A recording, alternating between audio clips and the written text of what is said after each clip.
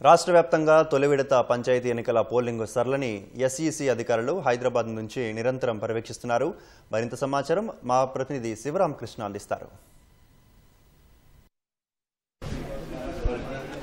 తెలంగాణ రాష్ట్రంలో పంచాయతీ ఎన్నికలకు సంబంధించి తొలి విడత పోలింగ్ ఈ రోజు ఉదయం 7 గంటలకు ప్రారంభమైంది. పోలింగ్ కూడా సజావుగా సాగుతుందని చెప్పి అధికారులు చెప్తున్నారు. అయితే స్టేట్ ఎలక్షన్ కమిషన్ ఆఫీస్ నుంచి కూడా అక్కడ జరుగుతున్నటువంటి పోలింగ్ సరళిని పర్యవేక్షిస్తున్నారు. ప్రస్తుతం మనతో పాటు మేడం సృజన గారు ఉన్నారు, పంచాయతీరాజ్ శాఖ కమిషనర్. మేడంతో మాట్లాడదాం. మేడం చెప్పండి మేడం, ఎట్లా సాగుతుంది ఉదయం నుంచి కూడా పోలింగ్ సరళి? ఈ రోజు మొదటి ఫేజ్కి సంబంధించి 3840 పైచిలకు ఏవైతే పోలింగ్ జీపీలు ఉన్నాయో వాటన్నిటిలో కూడా 7ంటికే పోలింగ్ స్టార్ట్ అయిపోయిందండి. మొదటి అరగంట కాస్త మందకొడిగా జరిగిన, ఎందుకంటే చలి వల్ల కావచ్చు, వివిధ రకాల కారణాలు కావచ్చు, 7:30-8 నుంచి బాగా పుంజుకొని గంట సమయంలోనే 9ంటికంతా 20% దాటడం. ఇప్పుడు 11 గంటల రిపోర్ట్లో కొన్ని డిస్ట్రిక్ట్స్ 50-60% మధ్యలో ఉండటము చూస్తున్నాం. చాలా ఉత్సాహంగానే అందరూ ఓటర్లు కూడా లైన్లో నిలబడి ఓట్లు వేయడానికి వస్తున్నారు. ఇంకా కూడా 1 గంటన్నర సమయం ఉంది కాబట్టి అందరినీ కూడా పెద్ద ఎత్తున బయటకు వచ్చి పోయినసారి జరిగిన దానికంటే ఈసారి ఎక్కువ పోలింగ్ శాతం నమోదయ్యే విధంగా వాళ్ళ బాధ్యతను నిర్వహించని మీ ద్వారా కూడా మళ్ళీ ప్రజల్ని కోరుకుంటున్నామండి. మీరు ఇక్కడ చూస్తే అన్ని బిగ్ స్క్రీన్స్ పైన ఎప్పటికప్పుడు సమీక్ష చేస్తున్నారు కదా మేడం. ఎక్కడైనా ఏమైనా ఘటనలు, చెదురుమదురు ఘటనలు, ఎక్కడైనా శాంతి భద్రతలకు సంబంధించి కానీ ఏమైనా మీ దృష్టికి వచ్చాయి? అంటే పొద్దున్న నుంచి కూడా చాలా ప్రశాంతమైన వాతావరణంలో ఎలక్షన్ జరుగుతోంది. ఎక్కడ డిస్రప్షన్ జరగటం, పోలింగ్ జరగనివ్వట్లేదంటాం, ఆగటం, రానివ్వట్లేదంటాం,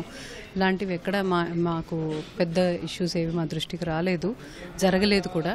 1-2 దగ్గర నా ఓటు ఉందని లేదని వేసేసారని అలాంటివి ఇండివిజువల్ ప్రతి జనరల్ ఎలక్షన్లో కూడా జరుగుతుంది. అవి కేస్ బై కేస్ హ్యాండిల్ చేస్తున్నారు. మేము ఇక్కడ కూడా స్క్రీన్స్ మీద అన్ని సమస్యాత్మకమైన పోలింగ్ స్టేషన్స్, ఈరోజు పోలింగ్కి సంబంధించి సుమారుగా 3500 పైచిలకు సమస్యాత్మకమైన పోలింగ్ స్టేషన్స్ ఏవైతే ఉన్నాయో వాటినే ప్రొజెక్ట్ చేసుకొని మేము ఇక్కడ చూసుకుంటున్నాం.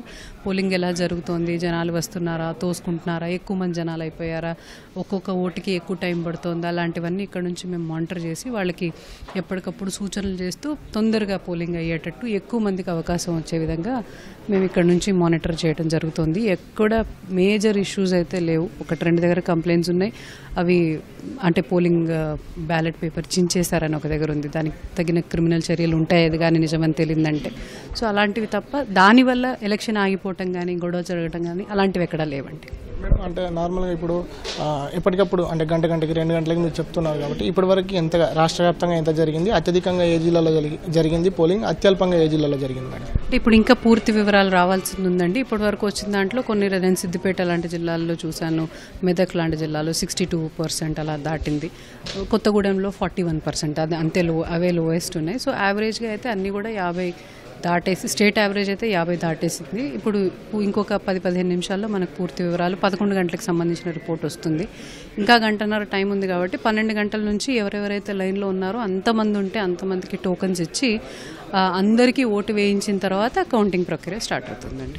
అంటే ఇప్పుడు నెక్స్ట్ సెకండ్ విడత కానీ థర్డ్ విడత కానీ వీటికి సంబంధించి గ్రామ పంచాయతీ ఎలక్షన్లో ఇందాక మీరు చెప్పినట్టుగా మా ఓటు వేరే వాళ్ళు వేశారని, ఇటు నార్మల్గా ఛాలెంజింగ్ ఓటు, టెండర్ ఓటు లాంటివి ఉంటాయి కదా మేడం, వాటికి సంబంధించి గ్రామస్తులకు అవగాహన మేరకు ఏం చెప్తారు వాళ్ళ అవగాహన? ఇప్పుడు కూడా మేము మా 18 రకాల ఓటర్ ఐడెంటిఫికేషన్ కోసం ఉపయోగపడే కార్డులు మేము చెప్పాం.